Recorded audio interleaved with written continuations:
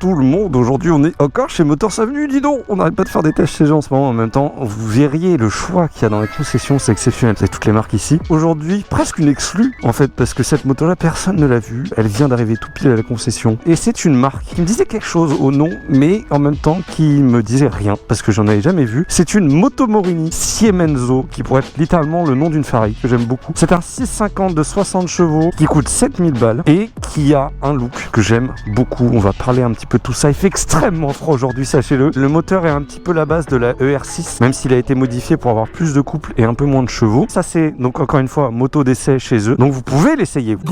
On va monter dessus. D'après ce que j'avais vu, elle est pas très haute. Je crois qu'elle fait genre 80 et quelques centimètres de hauteur de selle, ouais. Donc c'est pas la moto la plus basse au monde, mais c'est pas la moto la plus haute. Et moi, 1m85, toujours les pieds au sol. On allume tout ça. Il y a un display qui est très très beau et j'aime beaucoup le tableau de bord en soi, comment c'est présenté. Vous allez voir qu'il y a quelques options intéressantes, c'est pas une moto suroptionnée. Voilà, on ressent... Ah, ça fait déjà du poc-poc. On sent un petit peu l'ADN Kawasaki là-dedans, hein, effectivement. Cette moto est évidemment bridable en A2. Alors, les premières impressions à bord, déjà, regardez-moi ce réservoir.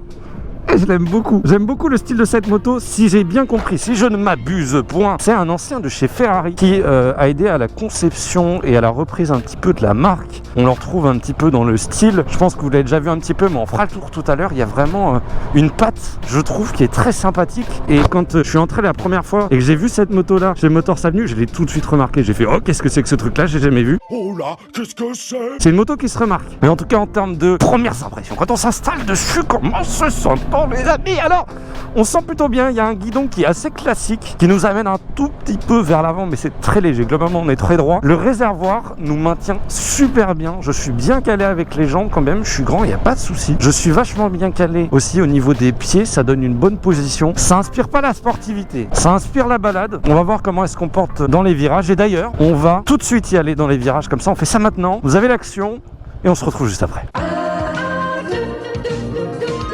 Oh putain, il y a du brouillard par contre, c'est terrible ça. Moi, je les couille encore plus, les amis. Qui dit brouillard dit eau, qui dit eau dit froid. Je crois que je vous essuie assez souvent, bande de dégueulasse. Ah ouais, il y a les sorties de virage. Elles sont sympas quand même. Hop, on vous essuie et on reprend le virage. Non, les sorties de virage sont sympas. On est confiant dans la prise à l'angle. Pas dégueulasse. Oh, le bruit il est très très sympathique. Puis même les sensations, hein, pour le coup, elles sont pas déconnantes. Ah ouais, ça monte, hein, ça n'a pas peur. Je plus rien. Je n'arrête pas de frotter la visière. C'est le pire essai que j'ai fait depuis longtemps en termes de congestion météorologique. Ah là, le moteur est d'une sympathie. Je peux que vous conseiller de venir essayer une bécane comme ça, c'est très très cool. Cool. On prend le virage en espérant que vous voyez quelque chose. Ah, on est à l'aise, on est à l'aise. Ah là, on y est. Vous voulez voir vraiment une bonne image? Parce qu'il y en a peut-être déjà qui l'ont vu là depuis tout à l'heure que je me rince la gueule. Voilà. Si vous voulez voir à quel point ça givre, bah j'ai de la glace sur les mains, quoi. Tout va bien. Vous voyez l'utilité de ces gants-là, c'est pas pour rien. Oh, ça klaxonne. C'est clairement pas la moto la plus légère de sa catégorie. Après, je considère qu'on va sentir quand même des motos plus agiles, plus légères, plus sympathiques quand on va descendre en dessous des 190, 180 kg pour des motos comme ça, en 650, 700. Celle-là, elle fait à peu près 200 kg, je sais plus exactement le poids. Ça reste cool, ça reste sympa, ça reste suffisant, on n'est pas non plus sur un veau. Ça fait moto très simple hein, quand tu roules dessus, c'est ça que je demande aussi. Alors effectivement, il y a les aides qu'on va retrouver habituellement et obligatoires, type ABS, tout ça. En ville, ça a l'air d'être une moto qui a l'air plutôt cool. Moi, je suis quelqu'un qui change beaucoup de rapport, hein, qui aime bien jouer en bas. Cette moto étant pas mal coupleuse, il y a des reprises qui sont intéressantes. Je vais voir ce que ça donne plus tard. Mais comme on est sur un bicylindre, même si t'es bridé, tu vois, il y a moyen de s'amuser. On peut trouver du plaisir à faible vitesse. Et c'est ça qui est intéressant dans ce cadre de ces motos, parce que de toute façon, on va pas aller très vite. Allez, on est bon, on est reparti. Regardez, j'ai mis mes moumoutes. J'ai mis les moumoutes. Parce que là, sinon, je vais mourir. En fait, ça fait coupe-vent. C'est de l'équipement de pluie, mais qui là va me sauver les mains, littéralement. J'ai un voisin qui est sorti. Le mec, il a fait « Oh, sympa la moto !» Comme ça. Eh, validation, qu'est-ce que tu vas faire? Oh, on tient. On est comme au permis, là. Oh, ça laisse passer au rouge, mais c'est débile de faire ça. Mais il est con. Je suis navré, pas laisser prendre aux gens les mauvaises habitudes. On est au feu, du coup on va juste s'attarder sur le tableau de bord, qui est plutôt sympa pour le coup. Moi j'aime bien déjà le style.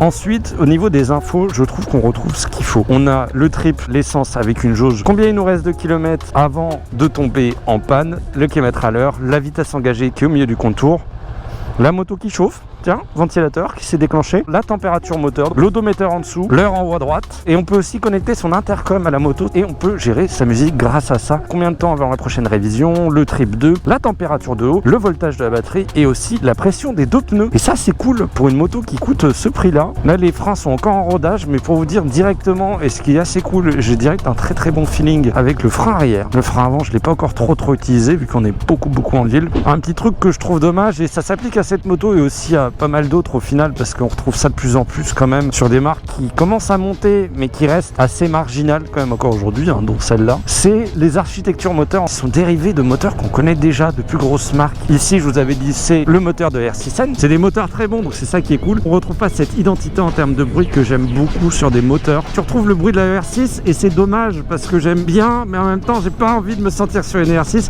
et ça participe pas au fait qu'on se sent sur une moto unique. Et c'est dommage. Après, je chipote, hein, parce qu'on va pas se plaindre non plus. Mais c'est vrai que, bon... Voilà, c'est le bruit globalement d'une R6. Bonjour mes petits pois. Alors, juste pour parler vite fait des commodos, parce que je l'ai fait alors que la caméra était éteinte et que j'avais très bien entendu qu'elle était éteinte. Je suis totalement débile, j'ai beaucoup trop de buée sur la gueule. On a les warnings, on a coupe-circuit, on a tout ce qui est changement de feu de croisement, feu dur, j'ai l'impression, démarreur. Et si on va avoir le réglage au niveau du tableau de bord, appel de phare pour passer en plein phare. Les clignotants qui sont cool, genre tu vois ils bougent pas, ils sont bien en place, tu sens que c'est bien fixé, c'est cool. Et le klaxon, qui est un klaxon qui est assez classique, n'est-ce pas? Ok. Le périph, ça vous permet de nous faire la première accélération. Attention, c'est parti.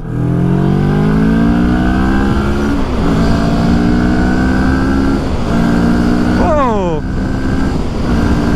hey, hey, hey. Je m'attendais pas à ça. Oh, le bruit est très sympathique. Ça vient vraiment d'en dessous, ça donne des bonnes sensations. Je pense que vous avez bien entendu. Je me gèle les couilles actuellement. Ah, mon dieu. Bref, désolé pour vos oreilles. Et le frein moteur est acceptable hein, pour un bicylindre. Ouais, ça reprend. Hein. Ah, ça donne des petites sensations. Hein. Et quand je dis petite, c'est pas si petite que ça.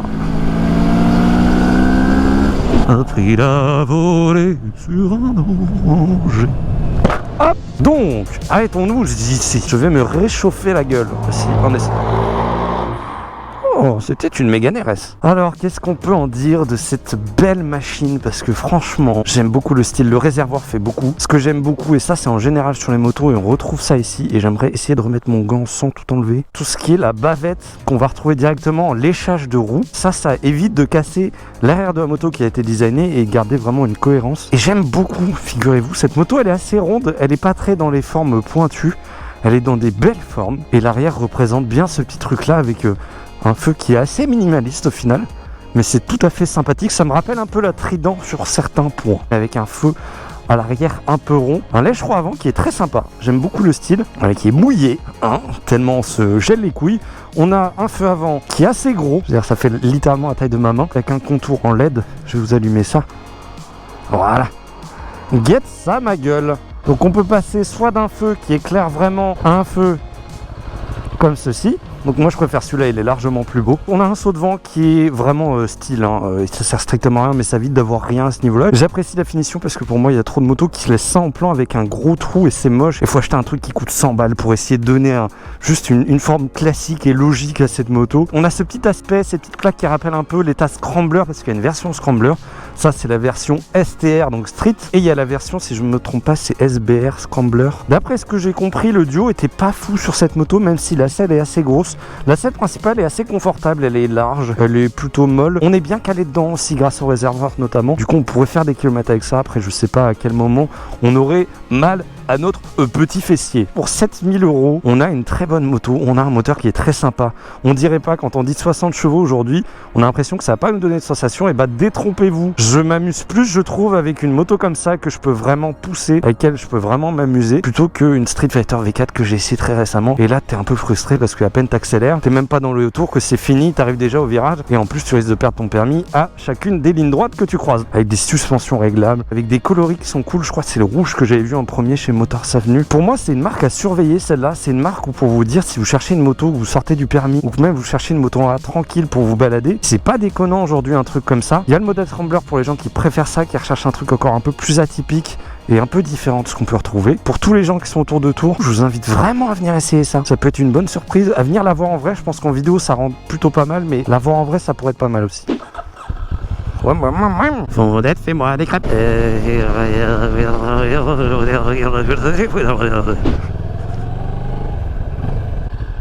Ah bon, je suis à la bourre, du coup je vais faire une outro sur la moto.